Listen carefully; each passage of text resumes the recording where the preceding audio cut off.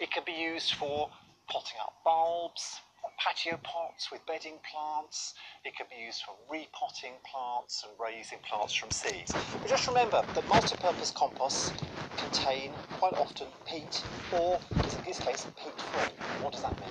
Well, gardeners have been encouraged to use far less peat.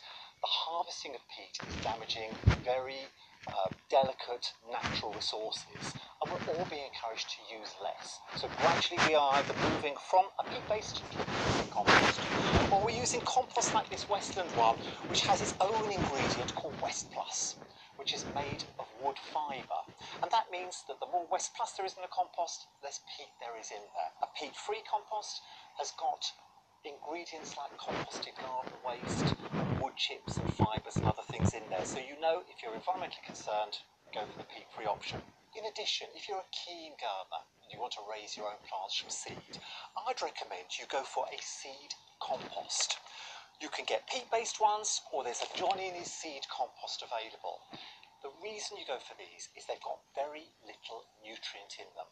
And when you're sowing seeds in compost, the seed itself has got all the nutrients inside it to get the plant germinated and growing. So it doesn't need a lot of nutrition. So using one of these composts is perfect for raising bedding plants, raising crops and vegetables in your greenhouse or on your windowsills from seed. You can also take cuttings. You've got to propagate your own plants from cuttings. Then these seed and cutting composts are the right compost to choose. Now once the seedlings have grown and the plants are getting bigger, or you buy your bedding plants like these from store to plant up a seasonal colour, then choose a compost specifically formulated for pots and containers. Now these composts not only have got the right physical structure to make sure that the plants will do well, it locks in the moisture, keeps the plants growing strongly, it's also got lots of nutrition in it as well. So it feeds the plants for longer. Because a multi-purpose compost, we touched on at the beginning, has probably only got enough food in it to keep the plants going for about 4 or 5 weeks. After that time, you as the gardener need to start feeding your plants. The hanging basket and pot compost has got more nutrition in it. It just means that the plants are going to be fed for longer to keep them going all summer for great displays.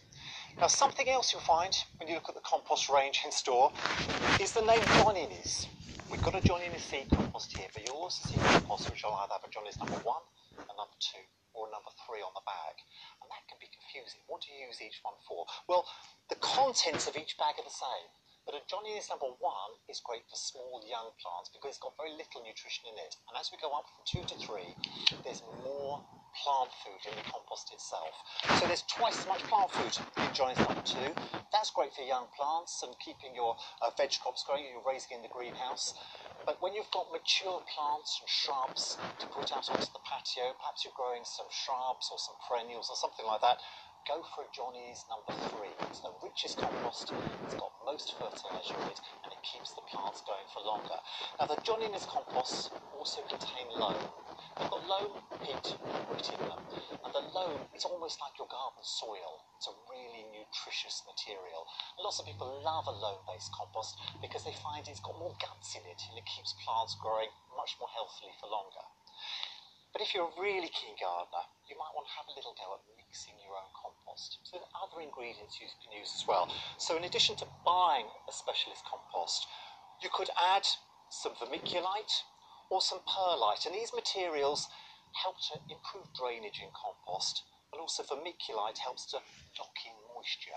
So if you've got specialist plants that you think need the compost to be a little bit wetter or a little bit drier, you might fancy buying a couple of bags of these and mixing a small proportion to the compost to have a go at making your own mixes. But for some plants, it's really worth looking for a specialist compost. And in particular, we're thinking of ericaceous plants. Now, these are things like camellias and azaleas and rhododendrons. They're all called ericaceous plants because they want acid soil conditions. They don't want any chalk or lime in the compost. This is the compost to use. And also, if you've just got a few houseplants in your conservatory on your windowsill, just a nice convenient bag of houseplant compost is just the thing to pick up and choose.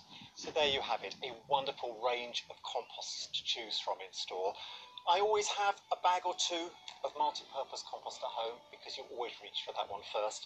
You can get other ingredients to mix in with it to tailor your own perfect compost, or some of the speciality ones for ericaceous plants, house plants or seed sowing. So whatever your compost needs are, you'll find something to suit the job perfectly in store.